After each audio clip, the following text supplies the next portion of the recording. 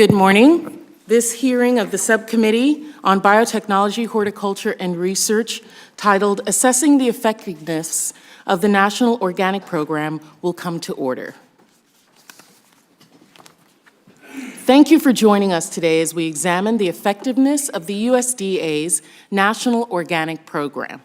As our nation's food manufacturers, a growing number of producers, and millions of consumers know, the USDA Organic Seal is a well-recognized and sought-after symbol in the grocery store. Ensuring the integrity of this seal is critically important to not only protect consumer confidence, but also protect the premium that organic producers continue to enjoy. This industry has experienced a tremendous amount of growth over the last 2 decades, with annual sales now totaling over $50 billion. It is no longer a niche market in coastal cities, but a core component of grocery lists and food budgets in towns large and small. My constituents, as well as those in other rural districts, are seeking out organic products, and producers in the Virgin Islands are interested in organic farming to diversify their operations and increase profits. Just as the sector has undergone tremendous change, so has its farmers. Organic farmers and ranchers can now be found in rural and urban communities across the country. They vary in size and geographic location, but their mission remains the same: to produce high-quality food that meets consumer expectations through compliance with National Organic Program standards. Today, we're going to look at that program, the growth within the sector, and needs for oversight and enforcement that may exist. Like other sectors that have seen explosive growth, the organic industry's expansion has not been without challenges. As the subcommittee with jurisdiction over organics, we have a responsibility to oversee this rapidly evolving segment without stifling the innovation that makes it so unique. We also must balance the demands for organic products while protecting the integrity of the organic seal. That goal can be achieved through thorough oversight and strong enforcement of the organic standards. Leading that oversight are today's witnesses: Undersecretary Greg Ibach and Dr. Jennifer Tucker. Thank you both for being here. USDA serves an essential role in the regulation and enforcement of organic standards, so your work is vital to the sector. The power of the organic seal is in its integrity, in the trust that consumers place in it. It's our job here in Washington, both here at the USDA, to ensure we're safeguarding the integrity of the National Organic Program. Just in recent months, we've seen this integrity challenged, with reports of fraudulent organic products being imported domestically. With these reports came consumer confusion and a risk to the reputation of our domestic organic supply chains. Such incidents only highlighted the need for expanded authorities for enforcement, increased resources, more staffing, and stronger data collection. Action needed to be taken to protect the program's integrity and restore communal trust.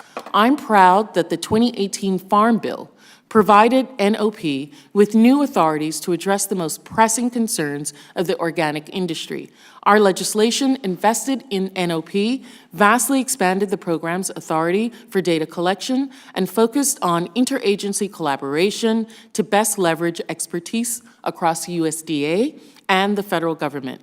With these new authorities and investments, NOP should now have the tools necessary to better protect the program's integrity. Excuse me, in a time when farm incomes continue to lag behind the rest of the economy, emerging domestic markets are a much-needed source of demand for what farmers and ranchers produce. The organic sector offers an opportunity for our farmers and ranchers to invest in their operations, seek a premium on their products, and meet a growing consumer demand. I look forward to hearing today's testimony on where the USDA is in terms of implementing organic programs authorized in the 2018 Farm Bill, and to a healthy dialogue about the performing of National Organic Program. I'd now like to recognize the distinguished Ranking Member, Dr. Dunn of Florida, for any opening remarks he may like to make.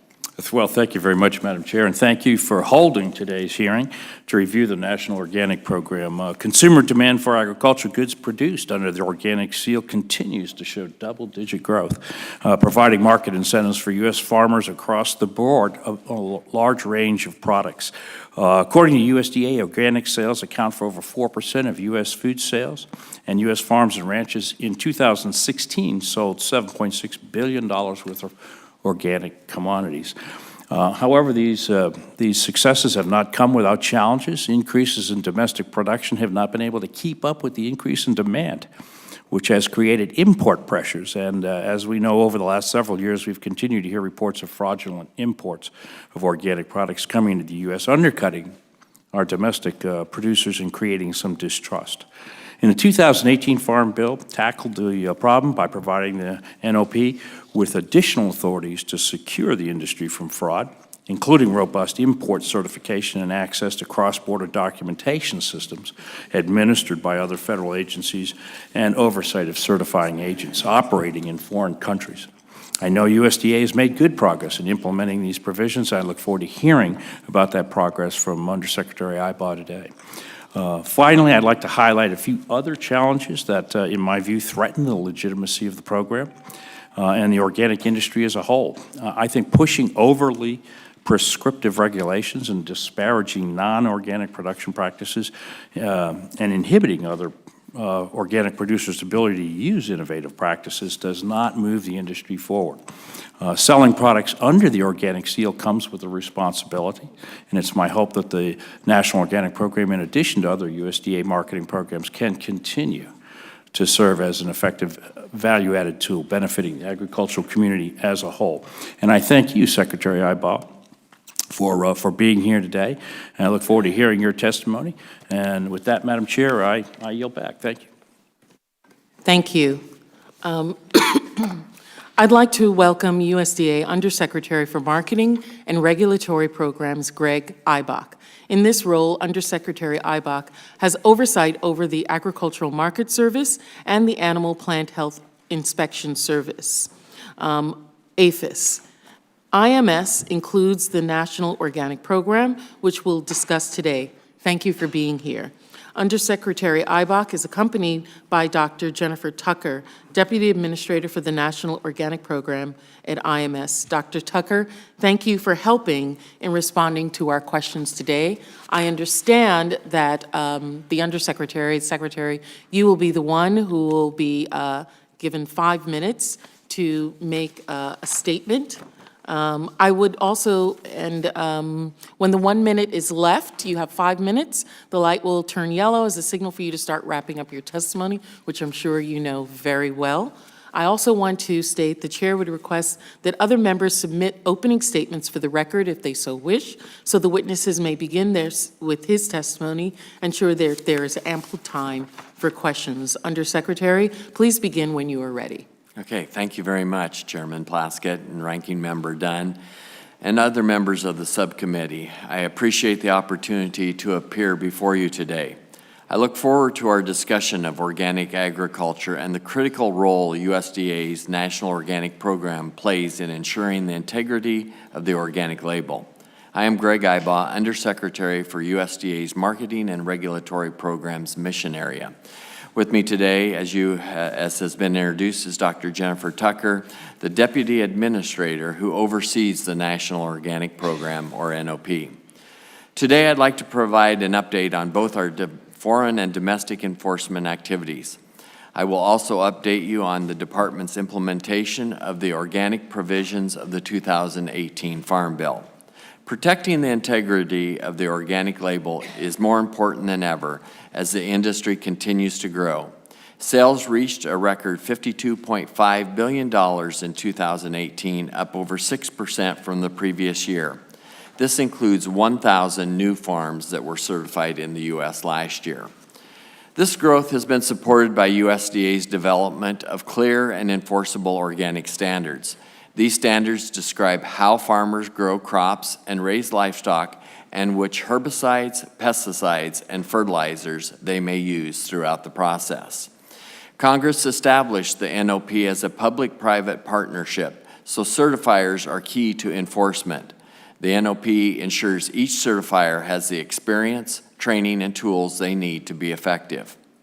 However, when compliance is not achieved, certifiers are suspended. For example, in May, NOP suspended a certifier's office in Turkey because they could not demonstrate the ability to effectively oversee organic operations in the Black Sea region. This heightened oversight and enforcement since 2016 has resulted in at least 180 operations in that region losing their organic certification. By weeding out these bad actors, USDA helps create opportunities for expanded organic production here in the U.S. Another success story involves our collaboration with APHIS. In March, APHIS notified NOP staff that a shipment of organic bell peppers to Philadelphia had been fumigated, a prohibited practice under the NOP regulations. They provided evidence used to identify the importer and prevent the peppers from being marketed as organic in the U.S. In addition to enhanced oversight of imports, we are also overseeing and protecting the domestic market. The NOP resolves just under 500 inquiries and investigations every year. 85% of those involve U.S.-based businesses. The NOP has increased its coordination with the USDA Office of Inspector General for criminal violations, and a recent investigation resulted in significant penalties for domestic fraud. This case involved $140 million in sales of grain, which was fraudulently marketed as organic.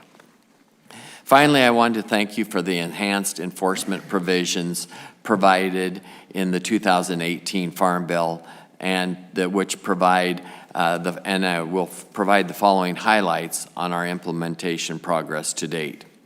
Provisions requiring import certificates and closing certification loopholes will be included in the strengthening organic enforcement rulemaking that AMS was working on prior to passage of the 2018 Farm Bill.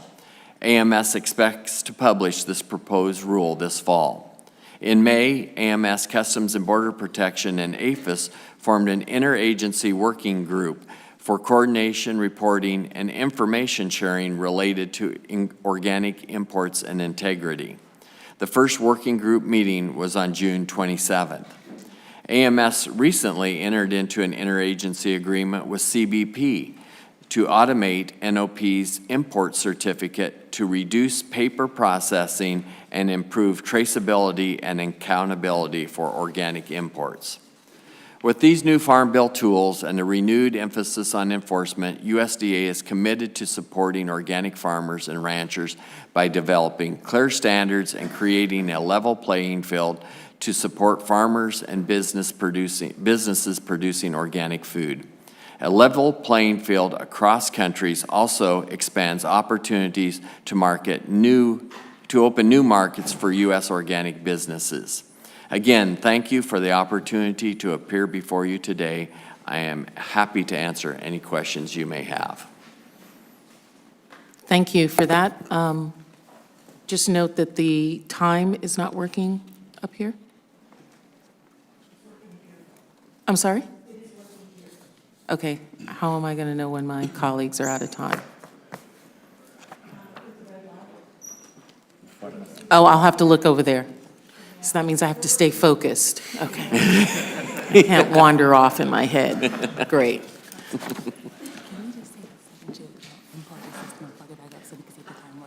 Okay, we're going to take a second to unplug and plug back up and see if that works.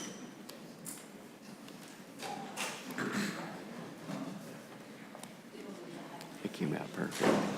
Did you notice that?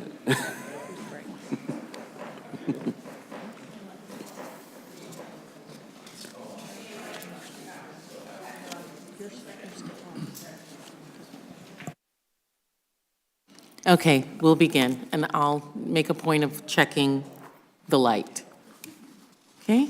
Thank you so much for being here, and this is, I think, a burgeoning area. People are enormously interested in this, everyone wants to know what's happening in organics in all of our districts. I think that's part of the reason why we have the number of members that are on this subcommittee, particularly because of the organic component to it. And I'm glad to hear, one of the things I wanted you all to talk about is as if you could help me understand, just a moment, you said that your testimony focused on enforcement measures used to protect against fraudulent organic imports. I think that is important to protect consumer confidence, but it underscores the idea that our domestic production cannot keep up with demand. What is NOP doing to help grow domestic production? I think one of the most important things that we're doing to help spur domestic production is taking action against fraudulent imports. You know, domestic producers need to have a level playing field to be able to compete on, and when imports don't meet the same standards that are expected of our domestic producers, that creates that unfair playing field that they struggle with. So I think as we've seen the reduction in the number of certified operations outside the United States, we've seen growth within the United States as there's more opportunities provided to fill that. But now, if you are suspending certification in some instances of exporters, how will domestic supply chains be impacted by that? What percentage of that is exports that would cause a change to the supply chain? So we're seeing a good response. Most of the imports coming in were feed grains that were used in animal agriculture, organic animal agriculture. And we're seeing more producers across the country, especially in the Midwest, where some of them operate at scale, that are embracing the opportunity and the margins that they see in the organic industry. Okay. I want to applaud the NOP's certification cost share program for assisting producers in offsetting expenses related to organic certification. In my district, in the Virgin Islands, unfortunately, we have a low number of farmers that are certified as organic growers. In addition to the efforts under the cost share program, what steps has the department taken to increase technical assistance, outreach to increase organic certifications among small or medium-sized farmers in areas that may not be as advanced in this? So the cost-share program, as you know, in the last administration was transferred from AMS to FSA, Farm Service Agency, and producers now go into their local Farm Service Agency office to apply for those cost-share dollars. But we're also working to be able to have materials available on the website as well as through other avenues to increase producers' awareness of how to go about qualifying for. Is there a means for them to get physical assistance from a human being, other than a pamphlet or website to support them, helping them walk through that? What would be the component of USDA that would assist them in doing that? So are you specifically asking about the cost share program? No, or other ways of getting technical support. I think Ms. Tucker is showing you something. Yeah, the certifiers is their main responsibility to do that. And so by making sure our certifiers are educated and they have access to understanding where to approach them, they provide a lot of that educational opportunity. And how do we expand the number of certifiers that are available for people to get that assistance? So certifiers are a third-party system, and that's is driven by market demand. And as we have more demand, we'll see more certifiers. Okay. And my last question is, what is the status of the origin of livestock rule that was previously proposed by your agency? What can we expect your agency to issue a final rule on that one? So we're also very interested in the origin of livestock rule. We've heard from a number of clients across the country that have their interest in that.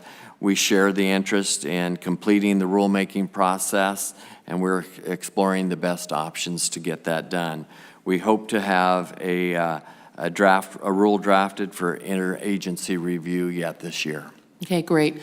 I would just think, and just one last thought, is that, you know, it's driven by the individuals who become certified are driven by the third-party certifiers. And I'm wondering if there may be ways to try and incentivize them to go into areas where they haven't gone before, or in markets that may not have previously they've thought about or not as easy. It's easy for a certifier to be in a place where there are already a bunch of certified growers, or even in urban areas. But to go to more remote places to expand that, I'm wondering if there are ways that we can, as both here in the House as well as your agency, support and create incentives for them to go in places where we haven't seen them before. We'd definitely be interested in exploring that discussion and seeing what we could do to help enhance the availability of certifiers in areas that are deficient. Thank you. Thank you so much. Mr. Dunn, the ranking member. Thank you, Madam Chair. Let me just say parenthetically, I think it would be pretty easy to incentivize people to go to the Virgin Islands for any reason. Thank you also for being here, Undersecretary Ibaugh. I mentioned in my opening statement the 2018 Farm Bill did provide the USDA with some additional authorities to assist with fraudulent imports and encourage cooperation with the Border Patrol. What are some of the new ways you're cooperating with the Border Patrol, and how did we help you with our Farm Bill? Yes, the Farm Bill very much provided some opportunities to increase our level of cooperation, not only with the Border Patrol, but we've also focused on increasing our cooperation within USDA. APHIS, which is the other agency in marketing and regulatory program mission area, has access to a lot of data on imports coming in as they seek to ensure and protect U.S. agriculture from pests and disease. So we have paired not only APHIS with CBPs and have a working group working together, but we also have been able to invest some funds with CBP to be able to enhance their database and their electronic ability to be able to enter our organic certificates into that system. Excellent. So happy to hear that. So many farmers are faced with growing disease and environmental pressures, and yet all too often they lack the organic crop protection tools to meet the needs that these present to them. And often breeding disease-resistant cultivars will help, but in recent years, diseases like downy mildew evolve faster than the breeders can keep up. However, there are new tools, such as gene editing, that can enable plant breeders to quickly and precisely make edits to a plant's own genome, changes that could easily happen naturally or through breeding processes but require more time. This could help with disease resistance, drought tolerance, among other benefits. Do you see certain sustainability-minded applications such as these to potentially be consistent with the organic plant program? So as the National Organic Standards Board set the rules originally, right now GMO or transgenics are not eligible to be in the organic program. But as you've mentioned, we've seen new technology evolve that includes gene editing that accomplishes things in shorter periods of time that can be done through a natural breeding process. And I think there is the opportunity to open the discussion to consider whether it is appropriate for some of these new technologies that include gene editing to be eligible to be used to enhance organic production and to have resistant varieties, drought-resistant, disease-resistant varieties, as well as higher yielding varieties available. I appreciate your comments on that. I think sometimes we're more afraid of science than we should be. In your testimony, you highlighted a recent investigation in which 5 individuals pled guilty to conspiring to sell grain that was fraudulently marketed as organic. What are some of the ways that the National Organic Program exercises its enforcement capabilities domestically and internationally? So internationally, one of the things that we utilize is data and statistics to analyze whether or not the imports coming in are realistic compared to the production, acres under production, and the yields that we should anticipate for those regions to be able to produce. And when those numbers look like they are not lining up, that gives us reason to pursue the certifiers and the farmers that are supplying those supply chains. And so that's an important tool we use. Domestically, we have opportunities to, through auditing that we do, to be able to look and see whether or not we see weaknesses that we need to follow up on as we go through that. Would you like to add anything to that, Dr. Tucker? So we use a variety of tools to enforce both domestically and internationally. Often farmers that receive any kind of cease and desist or notice of warning very quickly come into compliance. We've also increased our collaboration with the Office of Inspector General to pursue cases where they're suspected criminal activity. Thank you very much. Our time has expired. I want to thank you both again for coming today, and thank you again for having this hearing, Madam Chair. Thank you. At this time, I would ask Mr. Delgado of New York for his 5 minutes of questions. Thank you, Madam Chair, and thank you, Undersecretary. According to the latest census of ag data, in my district, upstate New York 19, there are nearly 5,000 farms. Of those, 96% are smaller family farms, but only about 5% farm organically. As families in my district and across the country struggle during this down farm economy, what outreach is the USDA doing to small and medium-scale producers who could benefit from organic production to increase margins? And I know you spoke earlier about the ways in which enforcing fraudulent imports has helped spur domestic production, but I'm more interested in hearing about what we're doing within our borders to more target these areas and help facilitate our farmers who are struggling. So I think that what we do to be able to ensure that consumers continue to have confidence in organic production when they go to the grocery store is important. I think that there are some rules and the procedures to be able to be certified. The 3-year conversion period are hurdles to smaller farmers as they consider whether or not to transition to organic production. Don't necessarily know that we want to change that, but I think that as they see market opportunities, they weigh the costs of conversion with the bonuses available to them or the higher prices available to them, and they make individual decisions that we don't necessarily drive or control at USDA. But I think as long as we have a strong program, we'll provide opportunities for additional producers to enter the organic production cycle. So you mentioned weighing the cost of transitioning and the burden that might go along with that process. Actually, not long ago, was at a farm, a dairy farm in Hoosick Falls, up in my district, the Sheffer Grassland Dairy Farm.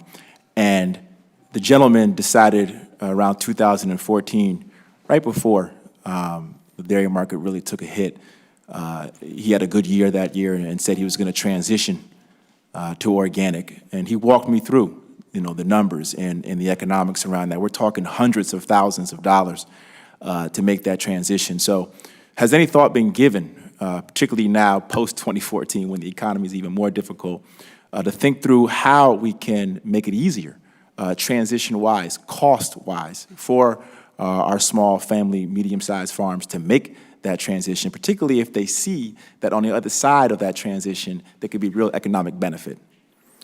So I think that that's part of the discussion area that the National Organic Standard Board considers as to what the rules for transition are and how any easing or changing of that rule affects the integrity of the overall program and the access to the marketplace, and whether or not there's ways to make that less time requirement or easier. And at this point in time, we haven't seen a lot of support to lessen those standards that would provide a less cost involved. But we do see more and more producers entering into organics each year. A 6% increase in production, 1,000 new farms. So there are opportunities for producers that do want to make the transition to do that. Just one more follow-up. You said there's not a lot of support for lessening the standards for transitioning. Can you just unpack that a little bit for me? So, you know, I think, Jennifer, would you like to be a little bit more specific there for me? So I think the organic standards need to be strong, which means there are a number of very specific steps that that organic farms need to go through in order to transition. And there has not been interest in lessening the strictness of those transition standards. The U.S. has the high gold standard for organic standards, and we want to uphold that. Thank you. Thank you. We're honored to have with us in the subcommittee the chair of the full committee, Mr. Colin Peterson. I'll recognize him this time if he has any questions or anything he'd like to state at this time. Thank you, Madam Chair. I just have one question or issue. I'm sorry I wasn't here earlier, but so I guess you touched on that you're trying to crack down on these issues that are coming out of Turkey and Black Sea program and so forth, and I'm glad to hear that. But can you tell me, how does your staff handle these complaints, you know, when you've got a suspected violation, and how do they ensure that the organic standards in those countries are actually being upheld? You know, these, when you have a specific situation like this. So, you know, we're very much, part of our responsibility is to follow up on complaints or concerns that we're made aware of. And so we have auditors that go into the marketplace, whether it be a domestic or a foreign marketplace, to take a look at the certifiers, and if we need to, into some of the farms that have been certified, to be able to ensure that the rules of the National Organic Program are being followed. And so it's through that process of audit and investigation that we're able to identify avenues and specific certifiers that aren't following our rules. Well, so for example, I mean, some of the dairies in my area are concerned that this feed coming in from Turkey is not. So do you actually go to a farm? Do you actually go to the producers and check it out, or do you just take somebody's word for it? That how does that work? So our first avenue is through the certifiers, to make sure that we audit them to know that their procedures that they're using to certify individual farmers are in compliance with our standards. But we also, if needed, will go to individual farms to do audits to verify what the certifiers are doing. And as a result, we've seen 180 different farms that have dropped their certification in the Baltic region or in the Black Sea region. And so we've seen imports drop from that region from where they were about half of all the imports of those commodities coming in a few years ago to where they're now only about 21% of the imports coming in. So we have seen our enforcement result in a change in where commodities are coming from. So I take it that you've got enough folks to be able to do what you need to do at this point. Do you think you're going to have enough people going forward to be, you know, as we have an increased demand for organic and an increase in the industry, are you going to have enough people to keep on top of this to make sure that this is has integrity? Yeah, that's a great question. And so the monies that were provided to USDA organic program through the last Farm Bill gave us a lot of opportunities to try to gain some efficiencies. The cooperative relationship we've entered into with CBP is going to allow us to move away from a paper system to an electronic system. And when we do that, we'll be able to shift resources around. And at this time, we feel like we would have sufficient resources to be able to meet the current demands as well as what we expect demand for resources and certifiers and auditors of the certifiers and farmers to be. Well, thank you. I'm glad. I hope that that's the case. And I would just say that, you know, My area, right now, other than the large-scale farms, the only folks that are actually making any money in dairy are the organic people. And one of the reasons is it's somewhat limited market because it does cost a lot of money to get into it. But we have to be careful that we don't want to make this so easy that it oversupplies and collapses that market like we have oversupplied the overall milk market. So, I have some sympathy for people trying to get into this, but it'd be better off to try to figure out how to give them resources to comply with the regulations than it would be to try to lower the regulations, in my opinion. But anyway, thank you, Madam Chair. I yield back. Thank you very much. Now call on Mr. Davis of Illinois, my very, very good friend, Rodney. Thank you, Madam Chair. And I have not had the opportunity in this hearing room to congratulate you on ascending to the chair. It's a tremendous step up from the last guy who chaired this subcommittee. Good things do happen in Congress. Absolutely. Well, congratulations to you, Madam Chair, and to the ranking member, Mr. Dunn. This is a great subcommittee to be a part of, and somebody coming from the flatland of America, Central Illinois, when I got here, I didn't expect to focus a lot of our efforts and my efforts on organic issues. While my district's certainly not the salad bowl of America like my colleague, Mr. Panetta's, where organics seem to outnumber the small number of organic acreage I have in my district, the demand for organic products, ironically, is going to be driven by areas of this country that don't grow any food. And more producers are going to look at organic demand and want to make that transition. My goal on this committee over the last 6.5 years has been to make sure that the organic certification label meets certain standards. Because there's one thing that my organic producers, even though there aren't too many of them in Central Illinois, they want to know that when they certify as organic, they're going to be able to ensure that the competition they have is going through that same strenuous, rigorous process. Now, in the past 10 years, the organic industry and private stakeholders have advanced 20 consensus recommendations for improvements to the organic standards via the National Organic Standards Board. And these recommendations actually demonstrate some broad agreement across a diverse coalition that doesn't necessarily, as both of you know, they don't always agree with each other. The USDA has not completed rulemaking on a single consensus recommendation. Recommendations that include proposals to strengthen organic seed usage, ensure consistency in transitioning dairy livestock, and set clear standards for greenhouse production. Undersecretary Eibach, how will the USDA make proper changes to ensure that the industry-backed standards are going to be implemented and, as we've heard from my colleagues, enforced? So that's a great question. I appreciate that question.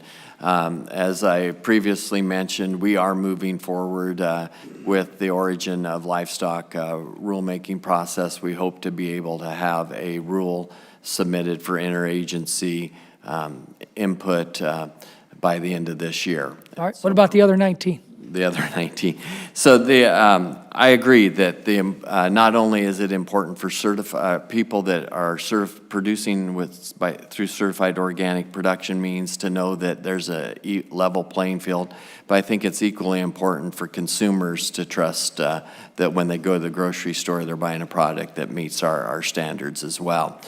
And the National Organic Standards Board plays an important role in advising and making recommendations to USDA. We think it's an important role. We're looking forward to making some new appointments as terms expire this coming year, and we have over 60 applicants, and so we're looking forward to be able to create a more diverse and organic standards board to be able to provide us input across the board. Well, once they make a recommendation, we do take that recommendation seriously. We look at ways to address those concerns through avenues other than regulation, as well as consider whether or not regulation is appropriate. Well, Undersecretary, I appreciate that. I appreciate more diversity within the Organic Standards Board. I appreciate the USDA moving forward, but are there any specific dates or timelines that you might be able to share with us today about the implementation of any of the other issues. I mean, you mentioned the dairy and livestock provisions, but like I said, we've got 19 more. Are we going to move forward on the rest of them to ensure that we have the certification process? Dr. Tucker, you got any other information? You're on. Our timers aren't working up here, which means I don't have to shut up either. So I'm that's sorry. perfect. Oh, no, I will shut you up. I think one of the big steps the National Organic Program has done is move very quickly on national list rules, which are very important board recommendations. I think the recent launch of the Organic Integrity Learning Center, which now has more than 1,000 users, that's a direct result of several recommendations from the board that has been implemented and is already in wide use. The strengthening organic enforcement rule that was mentioned earlier will also implement several NOSB recommendations. Well, just as my time has expired, just know that there's broad bipartisan consensus in making sure that we protect the organic certification process and the label for our farmers who have taken the risk to provide the food that's going to be in much more demand over the next decade. Thank you, and I yield nothing back because I have no time. Thank you. This time, I would call on my colleague, Mr. Cox. Thank you so much, Chairman, Secretary Ibach, and Dr. Tucker. I represent California's 21st Congressional District, which is ostensibly the top agricultural district and the top agricultural state. And some things we grow there are blueberries, and particularly organic blueberries. And I understand the National Organic Program, the NOP, released a clarification memo regarding the legal requirements related to the 3-year transition period to be applied to container systems. And there's been significant concern by organic growers in my district regarding the ambiguity of that memo, and so it's imperative that the organic container growing industry be provided the proper guidance in order to maintain its long sought-after organic certification. And so the NOP has consistently allowed for the certification of these organic systems as long as the certifier determines the system complies with the Organic Foods Production Act, the OFPA, and the USDA organic regulations. So the question is, does the NOP plan on releasing any additional material to help growers understand what is and what is not allowed? And secondly, how can growers be best informed about requirements for the site-specific conditions when creating their organic plans? So as you know, when Congress passed the statutes that provided for the creation of the National Organic Program and the Organic Seal, the standards that we're implementing provide for a method of production and how different herbicides, pesticides, and fertilizers which ones are eligible for use in those production. It does provide the opportunity for container growing, for aquaponics growing, for hydroponics growing, for even soilless growing if they follow those standards as the rules have evolved at this point in time. And so we are happy to look at all the different types of production that and to try to help producers understand how to comply with the national organic standards. People that have concerns about whether and need clarification as to whether their production system meets those standards, we're happy to work with individually if possible or through their industry to help them understand where any compliance concerns might fall. Okay, that sounds good. We'll follow up with you with respect to that. And the second thing on a different subject is that I've heard from a number of the California poultry growers about the challenges being made whole after a disease outbreak. And in your role, you certainly oversee APHIS, which handles outbreaks of animal disease. And, you know, these indemnity payments, which are key incentives to encourage the reporting of possible animal diseases, outbreaks, but the payment rates are derived from conventional livestock values. And are there any efforts underway to compensate organic producers in a, I would say, more equitable way? So first of all, we, in the exotic Newcastle outbreak, I think we're on our 5th week now with no new detections. So we're hoping that we've been effective in being able to stop that disease and to be able to work our way out of having to worry about indemnification as we move forward. But no, at this time, we have not looked at ways to change those indemnification rules to include organic, a different valuation for animals that are produced organically. And we have the same problems when we come up against, purebred livestock operations. We're hampered to be able to indemnify them at the levels that many of them feel that the value of their livestock is as well. How much time do you have, Madam Chair? 1 minute. Oh, no, yeah, naturally, the cost of production is so much higher than a conventional system. And so, once again, the focus would be on a more equitable indemnity payment. And so, whatever we can do to follow up to work on that would be most appreciated. Okay, I appreciate that. Thank you. I yield. Thank you. Mr. Lamalfa, of another California member. Lots of us, huh? All right. Thank you, Madam Chairman. Appreciate it. And working with my colleagues in California as well. So anyway, and welcome Secretary Ibach and Dr. Tucker today to the panel. The issue of organics obviously is huge in our home state. With Mr. Panetta has a salad bowl, as was deemed by Mr. Davis, who should know. I have the rice bowl up in my part of the state. So I'm a rice grower in my real life, and we've actually taken a shot at growing organic rice. And I will tell you, it is, as our chairman mentioned, it's tough to keep that, get and achieve that organic certification. So I certainly appreciate how that process is to go about. And we need to protect that, not protectionism, but at least protect the integrity of that. And so one of the things I'm curious about is with implementation of 2018 Farm Bill, additional funding for research was put in place, but also want to ask you to touch on too the import oversight. You kind of mentioned in your comments too, and how important that is with maintaining what is coming into the country and how that protects the people that are actually reaching that level. We've had a lot of difficulty with that, but please touch first on the implementing of the additional funding in the 2018 Farm Bill for organic research and strengthening that market in this country. How's that gone so far with what you've been able to do with that funding? So we're working hard through not only rulemaking that we had in process prior to the passage of the Farm Bill to be able to incorporate some expectations that were in the Farm Bill into those rules and to be able to have some of those moving forward yet this fall.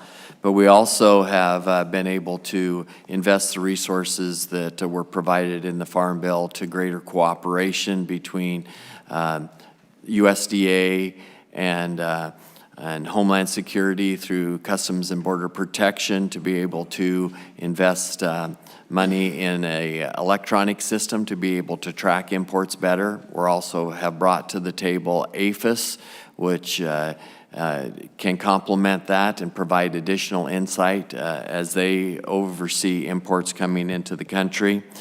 And we also have. Let me back up, please, on the research a little bit more. Are the effects of these new dollars being felt in any 2019 research? The crops that they're growing there, is it a little more 2020? That will, because of the time frame with which the Farm Bill was passed, we probably don't have research projects in place this year in 19 growing season. But we do have is we've been able to enhance research into market prices and price reporting. And we have expanded the number of organic crops that we're tracking so producers can have an idea of what the value of their crops are. We're currently conducting market research on about 220 different organic products. Okay, thank you. And you were, I'm sorry, you were in the middle also on the imports, the electronic import certificates having been implemented and the tracking system for those. How well is that working? What's the feedback you're getting from domestic producers on how that is, the fairness on that? How's that looking? So actually, I think that this will take a very much paper-driven system and turn it into more of an electronic system. And for a lot of producers, the responsibilities of moving paper around is a challenge. It's also a challenge sometimes to interact with an electronic system as well. But I think it will actually bring more coordination between the organic program auditors, the certifiers, as well as for domestic enforcement as well as for international enforcement. How reliable is that system so far? As you know, where timing is always important when you're pushing paper, and the electronic method should be much more helpful in marketing, which when you're talking perishables, in a lot of cases is extremely important. Yep. I'll invite Dr. Tucker to answer that question. So we've provided funding to Customs and Border Protection to construct the import certificate. That development work will be done this fall and then into the spring. So we'll be piloting a new system in the spring, but it takes time to program that organic import certificate into the system. Okay. All right. Thank you. My time has expired. Thank you, Madam Chairman. Thank you. Now for Ms. Schreier of Washington. Thank you, Madam Chair. First of all, I would like to echo some of the comments from my colleague, Mr. Davis, about the livestock rules. And I have an article to submit for the record from Ryan Mensonidis, an organic dairy farmer from my district, discussing the importance of finalizing the USDA's origin of livestock rule. So ordered. Thank you. Without objection. So the absence of this final rule, as expressed by Mr. Davis, has allowed other interpretations and an unfair playing field for organic dairy farmers, particularly smaller farmers. In the face of this disadvantage, Washington producers face economic hardship to the degree that failure to promptly move forward on rulemaking will mean the failure of these businesses. In fact, I've been told by more than one organic dairy farmer that their family farm may not be around in 2 years if this rule isn't finalized. So I want to thank you, first of all, for expressing that this rule should be finalized then by the end of this year. Am I understanding that correctly? It won't be finalized. We'll be having a rule for public comment moving forward, as well as for interagency comment. And how long are those comment periods? So since this rule was, I might have Dr. Tucker be more specific on that, but since it was moving forward, the comment periods will be less than if we were just starting the rulemaking process. But Dr. Tucker, would you be more specific? Yeah, we are exploring the best way that this rule could be done correctly and as expeditiously as possible. There was a lot of support for the 2015 proposed rule that was published. Clearly, that is a strong starting point for the rule. Okay, thank you very much. I wanted to just reiterate that there's a lot of concern in Washington State about that. I have another question or comment that the Washington State Department of Agriculture administers the cost share program for all organic operations in Washington State, including those certified by other agencies. And cost share removes a barrier to entry for certification. We've already been hearing how important that is and how difficult it is to get that certification, particularly for small operations, by lowering the cost of certification. While the Farm Bill authorized increased and continued funding for this program, the agency now responsible for its distribution, the FSA, the Farm Service Agency, has not issued formal authorization to allow our state and other agencies to move forward on the distribution of funds. And this delay puts our state on a very tight timeline to respond to over 1,000 applications from businesses that have applied for the program before the end of the first cycle.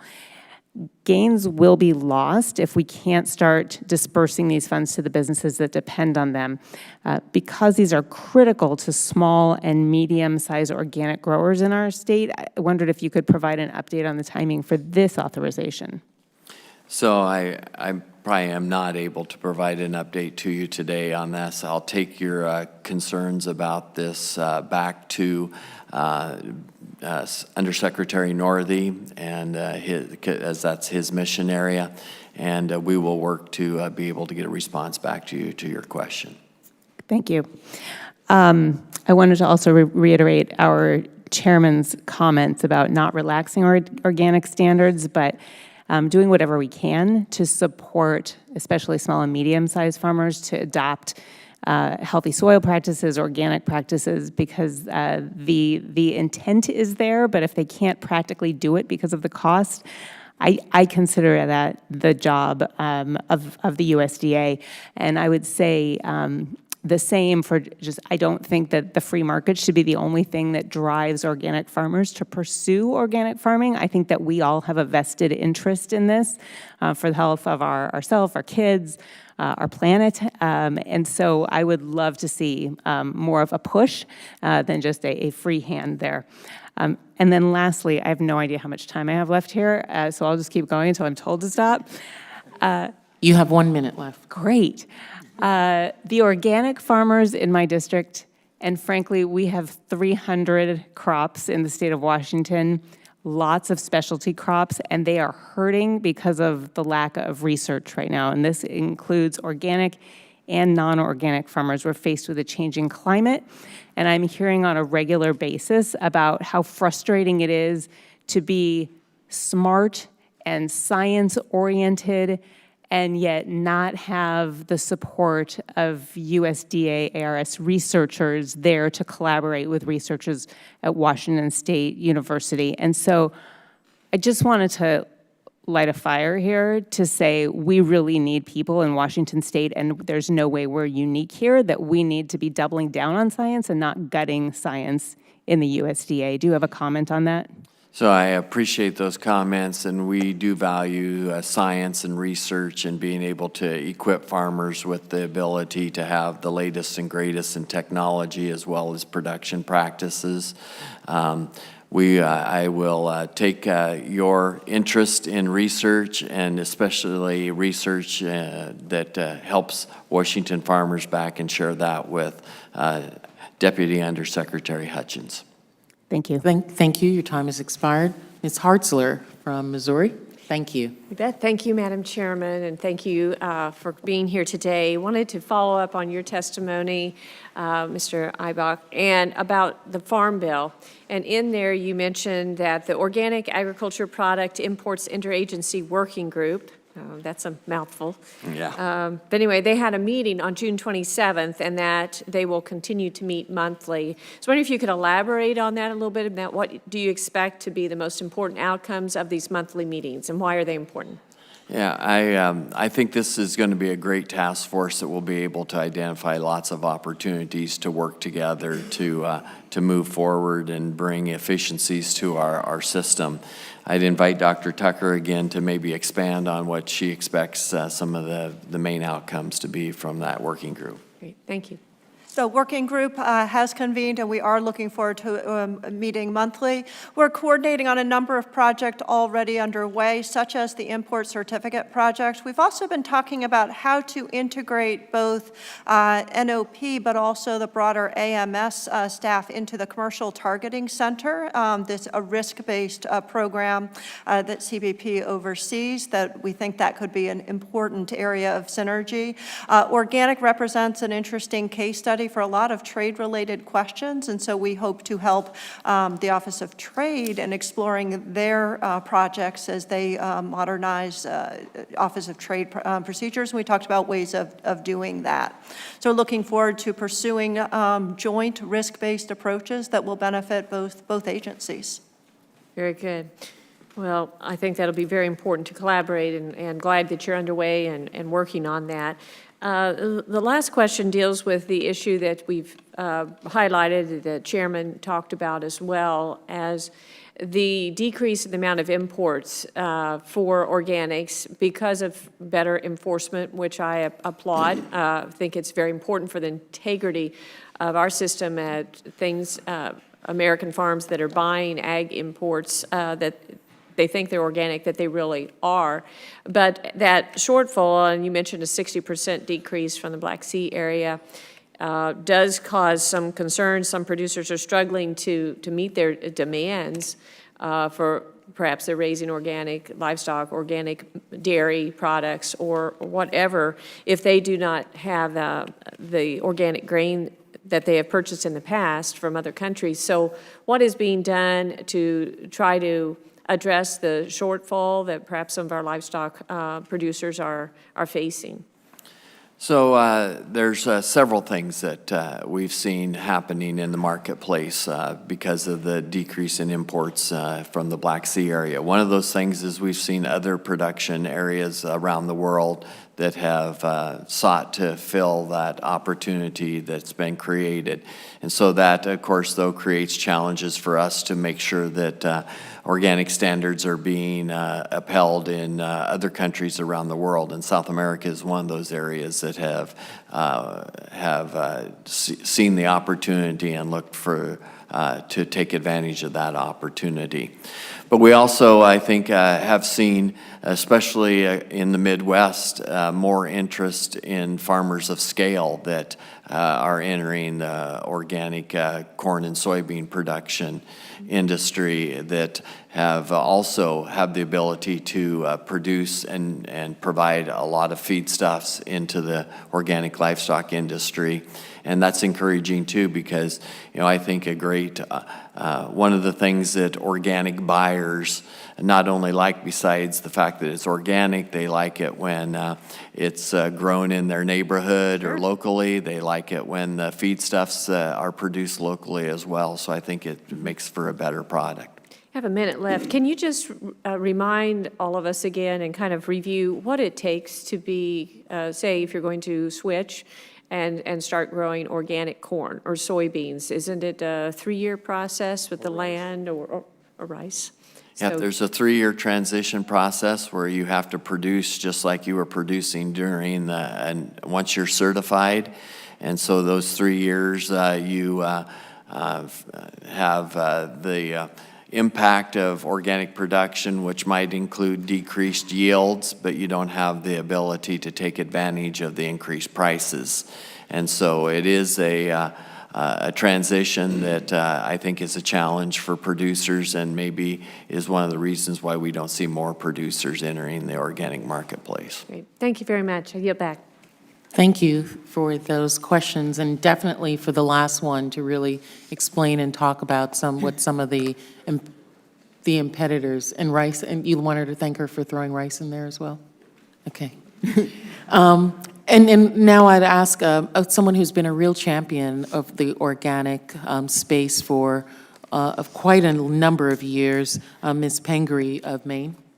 Thank you very much. Thank you to the chair and ranking member for holding this hearing, and to so many of the members for turning out. I think it shows the increased interest in our members understanding that there are real opportunities in their districts for organic farmers. I come from Maine, and I'm a certified organic farmer myself, have been for many years, and we've seen organic sales in Maine really grow tremendously from 2012 to 2017. It's gone from 36 million to 60 million in our products. It's just been a huge opportunity for farmers. It is a challenging transition, but all of them find it well worth it. And as the chair said earlier, the only farmers making money in his district right now are the organic farmers because the price point is so different. So everything that the USDA can do to support that transition has been, I think, is critically important. It's been something I have suggested to the department year after year after year for the 10 years I've been here, and I think now it's even more striking, and having this crackdown on organic imports is very helpful to American farmers because it really does make sure that there's more fairness in the marketplace, and I can't emphasize enough, and I know everyone has been talking about that too, that's really critically important. So thank you for moving forward on that and recognizing the importance of that area, but I can't emphasize enough that organic research costs share all the support things, technical assistance. That's part of what's made a big difference in Maine. We're a real focus of organic agriculture, and part of that is because we have the oldest organic farming organization in the country, and they've been a real vehicle for apprenticeship programs, journey person programs, support systems, technical assistance for farmers, and it's made a lot of difference because it is expensive, but you also need assistance along the way. I need to speak to the organic livestock rule. Several other colleagues have brought it up, and I'm just going to be clear. It's completely unacceptable that you're going to suggest that we're going to have a proposed rule this year. We had a proposed rule in 2015, and Dr. Tucker said there was a lot of support for it. I discussed this with Secretary Perdue at a appropriations hearing earlier this year, and he said to me, well, there's some, opinions on either side. No, there are not a lot of opinions on either side. This is a real consensus item, and as you've heard some of my colleagues talk about, organic dairy farmers are really challenged by not having this rule and by people basically breaking what should be a rule. So I'd just like to suggest there should be a final rule this year. There shouldn't be a proposed rule. And I do not understand why you're suggesting that there would be. So, I don't know that we can resolve that today, but I would ask the chair and the ranking member of this committee to lend their support as a committee to getting a final rule out as soon as possible. It's just, I just can't even, I don't know what to say. It's unacceptable. It needs to happen. And you've put a lot of farmers at a severe disadvantage. There isn't a lot of difference of agreement. Just to be completely clear to people, this is the difference between raising a calf with non-organic standards and then being allowed to put them into your herd, where under the rule, and what organic farmers do is they raise them organically until they're milking, and they bear those costs. So they see that as cheating the dairy system and a real financial advantage to the people who don't play by what should be the rules. So it's not that complicated, and there's a lot of consensus about it. In the comments that have come in, they were virtually all in favor of the proposed rule of 2015. This is 2019. So I just don't see any gray area here. I just can't say enough about that. I want to follow up also on what Mr. Davis talked about, and that is this sort of the consensus rules that come before you. He mentioned that there are 20 of them. And just to be clear again, the organic label is a voluntary standard. So when you have farmers coming to you and saying, we want rulemaking on this system to make sure that there's integrity in the system and we can make money, why does it take so long for you to come to an agreement? Can you give me a little bit of the detail? I only have a minute left, but what happens in the department's process? The NOSB comes to you with a recommendation. Does the department act to issue guidance or rulemaking within a specific time period? Do you have any standards? And how long is your standard for something to become a final rule? So first, maybe to address the final rule issue with the dairy program, I think we are looking to be able to move that forward as quickly as possible. I think there is some issue because it was from 2015 whether or not we do have to take a few comments to be able to move that forward and get through the process and meet the expectations legally that we have to do. And so, but we are looking to move that forward as quickly and as legally as we can. So we appreciate those comments, and I hope you appreciate the fact that I am sincere in that. As far as recommendations from the National Organic Standards Board, as I shared before, we take those recommendations seriously at USDA. We take a look at them to see whether or not there's ways that we can implement them into other rulemakings that are in process, other standards that we set, and there are a number of different ways other than just going through rulemaking to be able to implement those recommendations, and I think we do that on a number of levels. I am out of time, but thank you very much for saying that you're going to shorten this process, and I'm going to follow up with you, and I'm anxious to hear what you legally have to comply with and how quickly you can get this final rule out the door.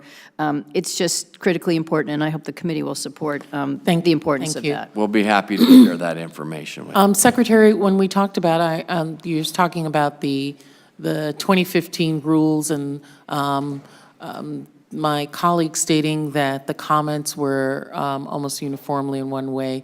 Do you know what the percentage of breakdowns of those who were for the proposed rule and the percentage of those in comments who opposed it or had difficulty with it? Since that dates back to 2015, I'll be happy to let Dr. Tucker try, see if she has an answer for that Do you have an question. answer, or do you need to get that information to me? The comments were supportive of the rule. Many of them had comments on minor provisions or consider that or consider this. So, but the vast majority were supportive of the rule. Okay, and when you say consider that or consider this, were those a large number of people who were saying, can you consider that or consider this, or? I believe it was about a little over 1,000 comments. We can get that, the specific. I'd details appreciate to you. that. Thank you very much. And waiting very patiently, my good colleague, Mr. Thompson of Pennsylvania. Thank you. Thanks, Madam Chair, Ranking Member, for this hearing. Secretary Ibach, Dr. Tucker, good to see you. Thanks for your leadership and your service, as always. My first question really has, I've talked with some folks in Pennsylvania. Pennsylvania is the second largest for organics. When you adjust it for population, California being number one, considering there's 3 to 4 times the population in California, we're actually number one per capita. It's what you eat. It makes all the difference, Doug. So this is an extremely important hearing for the Keystone State and for the agriculture industry as a whole. I've heard from some of my folks from Bell and Evans and others who are involved in the poultry industry, have a great organic line, but I've heard from poultry producers that provide those birds that meat, the difficulty of getting organic soybeans as feed. Can you give me some idea what the status is? Where are we at right now in terms of on that issue? So I don't know that I can answer the specific questions about quantities and anticipated quantities of organic soybeans. I think maybe part of this is a result of our enforcement activities in the Black Sea region that reduced our opportunities to import those. But I'd be happy to do a little bit of research. And they shared your concerns, actually. They very much so identified, even things not necessarily from the Black Sea, but maybe somebody that comes into this country and leaves on the East Coast, goes around the West Coast, East Coast, and all of a sudden it's organic till it shows up in a labeling prospects. And so that seems to be a challenge. Hey, regarding our number one industry and our obviously, agriculture is our number one industry in Pennsylvania. Our number one commodity is dairy. And we have, regarding the dairy compliance project, can you describe some of the correctable issues that were found and what actions were taken by producers and the department? Do you expect these farms visits to continue beyond 2019? Yes, over the past year, we've conducted a number of unannounced visits to dairies across the country to assess both the certifier compliance and the operational compliance of these dairies. We focus closely on the pasture standard to make sure that they're adhering to those expectations within the organic standard.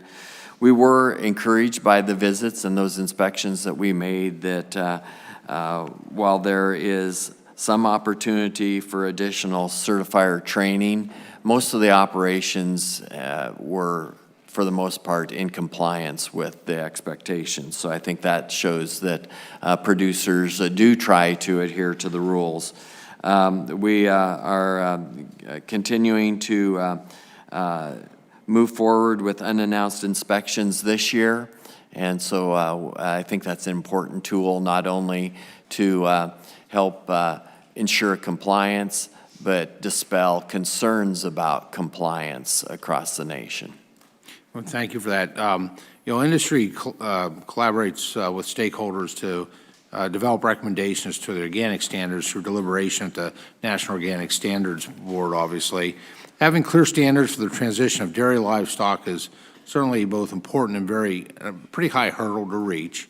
Can you walk us through the department's process after the NOSB provides the National Organic Program with a recommendation?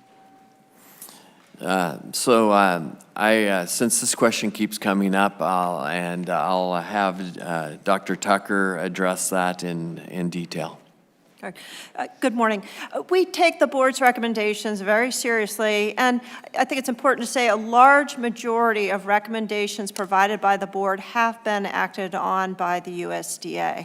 And as stated earlier, it's not always through rulemaking. There are many different ways to implement different recommendations. So a recent example is on inspector training and qualifications that the board has spent significant effort on, and that has translated into the Learning Center, as well as other materials that we use to communicate with certifiers about staff qualifications and training. So I think the board's input is very valuable in advising the USDA, and we look for many different ways to implement those recommendations. Once we get a recommendation, we evaluate the best way to move forward with it, be it rulemaking or guidance or training or some other mechanism. For anything related to guidance or rulemaking, it also goes through public comment. The national list rulemaking is our most common way of implementing national board recommendations through rulemaking. And so there is public comment that happens. We strive to have national list rules published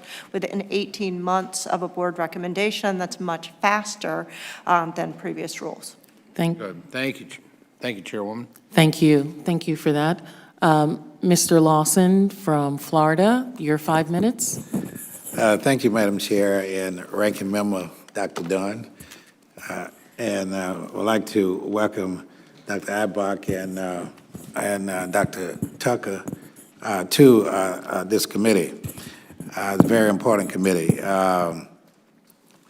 Undersecretary, enforcement, you talk about enforcement and inspection are critical for maintaining the livelihood of organic farmers, such as organic dairy farmers in my district. Can you provide an update on April 2015 proposed rule to clarify dairy animals can only be transitioned into dairy production once? So that is the rule that Congressman Pingree was also questioning about, and that's the rule that we're looking for the opportunity to be able to move that rule forward as quickly as possible through this late summer and fall. Okay. Now, since there's over 50 billion, as you said, Madam Chair, in domestic organic sales in 2018, I am impressed by the growth, of this, the nation organic market. This question is for both of you, Undersecretary and Dr. Tucker, and Deputy Administrator Tucker. What opportunities or program exists to assist minority farmers, ranchers, and agribusiness to establish a footing in the growing organic market? So not only do our programs to assist transition apply to and are available to all producers, but we do have an office in USDA that works to target minority farmers and provide them special assistance. And so if you have farmers that you are interested in having access to that, we'd be happy to help you connect them. Okay, and Dr. Tucker? Yeah, I would highlight the materials that we have where we have farmers talking to farmers about organic certification. Those are resources that are used by our partners as well as USDA directly. Farmers who are interested in transitioning to organic will learn the most by talking to other farmers. We focused on providing tools that enable that conversation. Okay, thank you. My district is no stranger to adverse farming conditions, and I think that Dr. Dunn over there can attest to it, for the need of crop insurance. How is the National Organic Program ensuring that information about organic standards and organic practices is getting into the hands of risk management agencies, crop insurance agencies, and adjusters and farmers? So I'll let Dr. Tucker answer that a little bit more in detail, but I'll just say that one of the focuses that Secretary Perdue has had since becoming secretary and the instruction to us as undersecretaries is to increase our coordination wherever possible, to work with each other, to communicate across our mission area lines, to be able to have an approach, a one USDA approach. And I think as a farmer myself, I always expected when I asked the USDA office a question in my county, the FSA office, I always expected to be able to get an answer from the person I was asking that rather than be told I have to go 3 doors down or call this number somewhere else.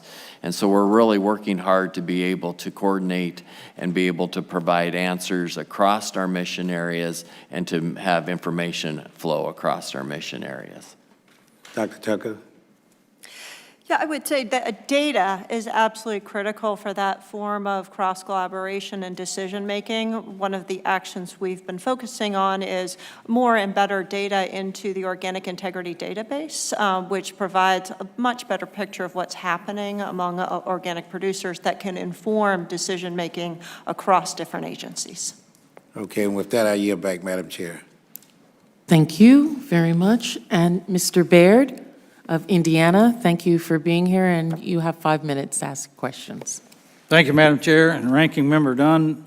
In Indiana, we've got, in my 4th Congressional District, we have over 100 certified organic operations, and these run the gamut from smaller operations like Coonrod Family Farms to Frito-Lay. So, Mr. Ibo, the question I have, does the NOP work with the stakeholders to develop standards for organic farming?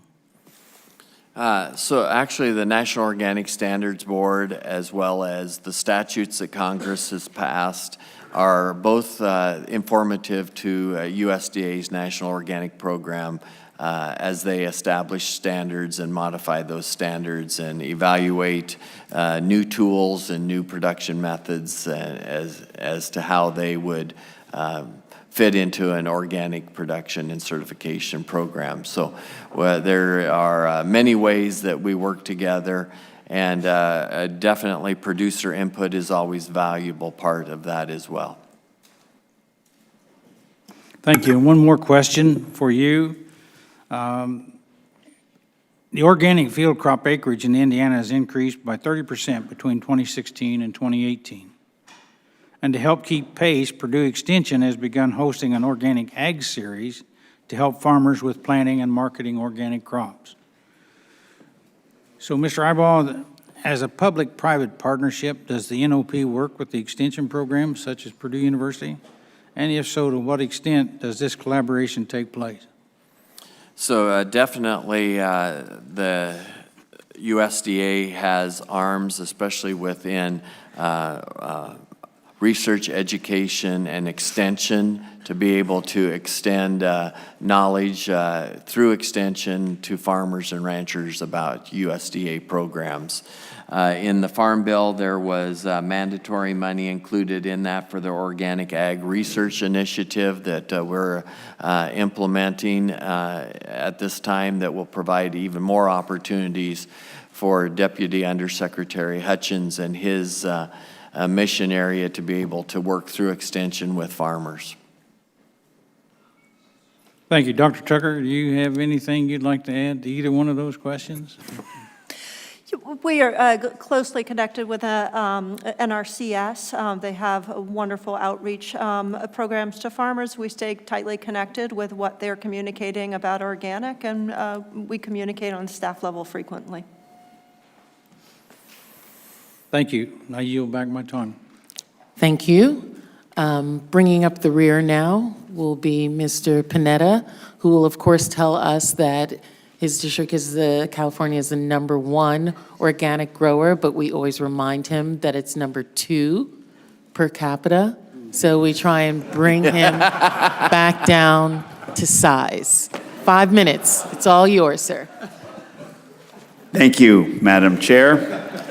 It's nice that your reputation precedes you up here on the dais, but thank you very much, Madam Chair, for this opportunity, and obviously thank you to all the Secretary Ibach and Dr. Tucker for being here, as well as your preparation for being here today.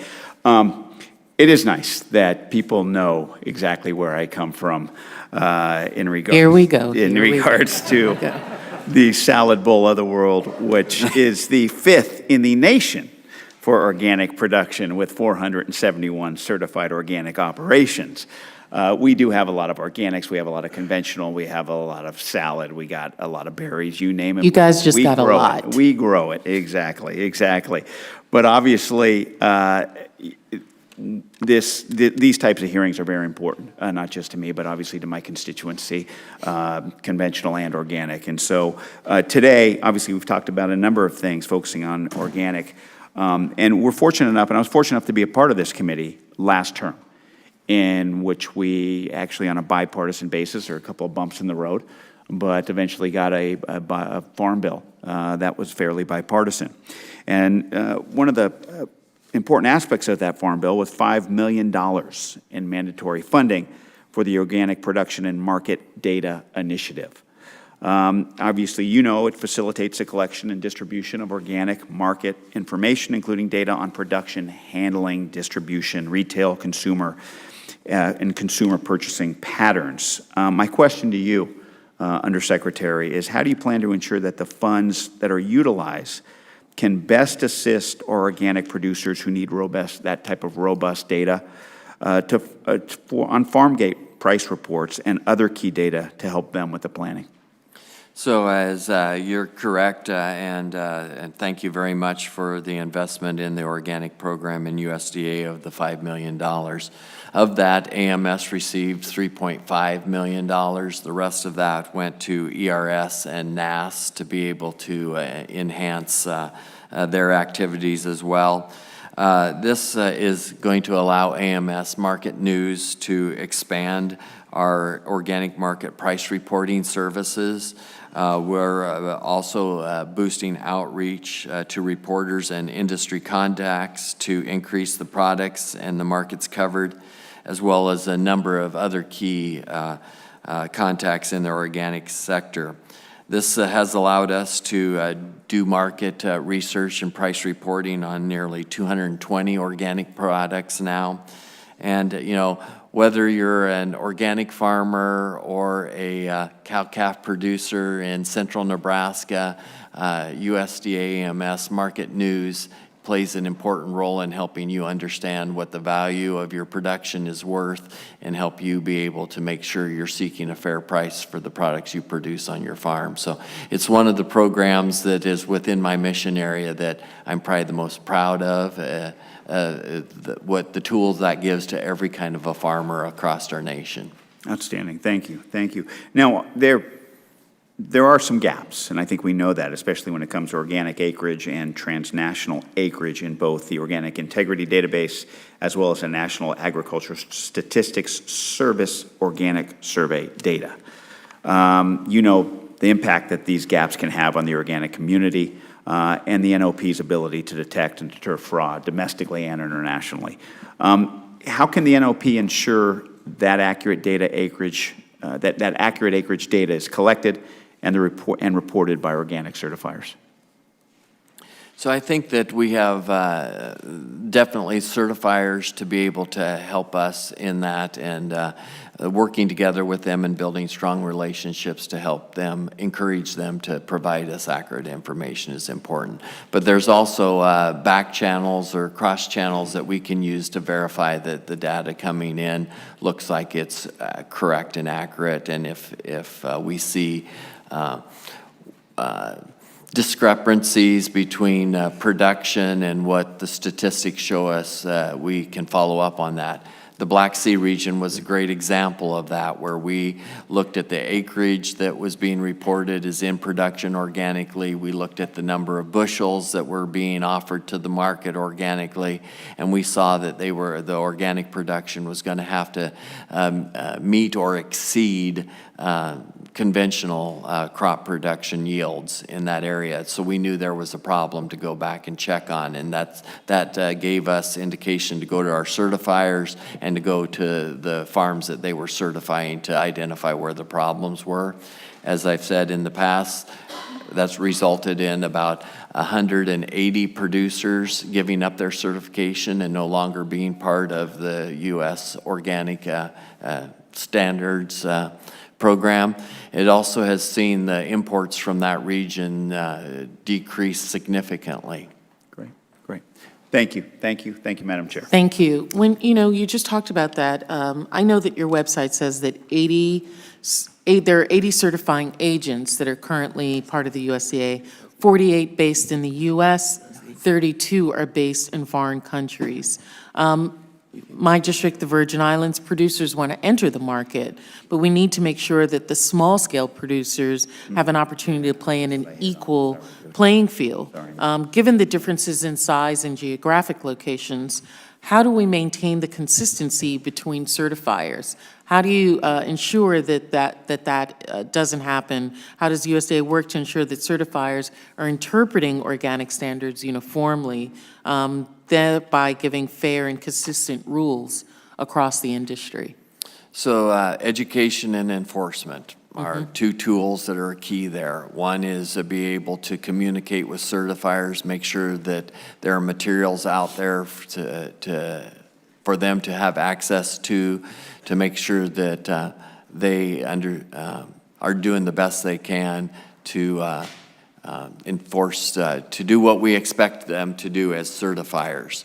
It's also our job through the audit process to then follow up, and as we audit those certifiers, to make sure that they are following our rules and meeting our expectations and applying them in a consistent and fair manner as well. And so those two go together to help us ensure success. So like in the case of the Black Sea, the producers were decertified, but was there fraud or activity going on with the certifiers? We also decertified a certifier in that area. And Okay. there's been other places, not only in the Black Sea, but in other parts of the world that we've decertified certifiers when we found out that they didn't meet our expectations, just like we take the same actions against domestic certifiers if we don't think that they are consistently and correctly applying our standards. Thank you. And another Californian, Mr. Carbajal, for your 5 minutes. Thank you, Madam Chair. And usually Representative Panetta and I have a little bit of banter as to who on the Central Coast is better. And but today I will tell you we are united in our message from California. Undersecretary Ibach and Dr. Tucker, thank you both for your time before our committee and your leadership to support the National Organic Program. My district, located on the Central Coast of California, is home to almost 300 organic operations, ranking it as one of the top 5 districts in California and one of the top 25 districts within the United States. The organic industry has proven to be an economic driver in my district and in the United States. Organic oversight and enforcement measures that are used to protect against fraudulent organic imports are important to the Central Coast farmers and businesses who consistently meet the highest standards for organic products and for consumers, who deserve to know that all products on grocery store shelves labeled USDA organic adhere consistently to those high standards. USDA research has been vital to the growth and the development of this multi-billion-dollar organic sector. How will the relocation of NIFA and ERS to Kansas City impact the ability of these agencies to provide NOP with information and input on organic priorities? So I think that USDA has a long history of having offices spread across the United States that communicate with each other. Within my mission area, I have hubs in Raleigh as well as in Fort Collins and major employee concentrations in towns and cities in a number of states. And we're able to work together and share information and run effective programs by being in diverse locations. So I feel like we'll be able to continue to do that as we have offices located in new places across the United States as well. I also appreciate the fact that your producers appreciate the what we do to ensure compliance and equivalency around the world. And that's been another one of the areas that we've been focused on in the last couple of years, is try to not only seek organic equivalents in marketplaces like Great Britain and Europe for U.S. Organic production, but also set an expectation on Mexico to seek equivalence with us, so that those products that move across the border in Southern California are meeting the same standards that the California producers are held to. Thank you very much. In terms of this geographic location issue, do you have some metrics that you're going to be able to evaluate to ensure that effectiveness is not compromised in any way? I mean, it's good to say that geography is not going to affect how we operate and how effective we are, but unless there's some metrics to assess that, I'm not sure that that will be the case.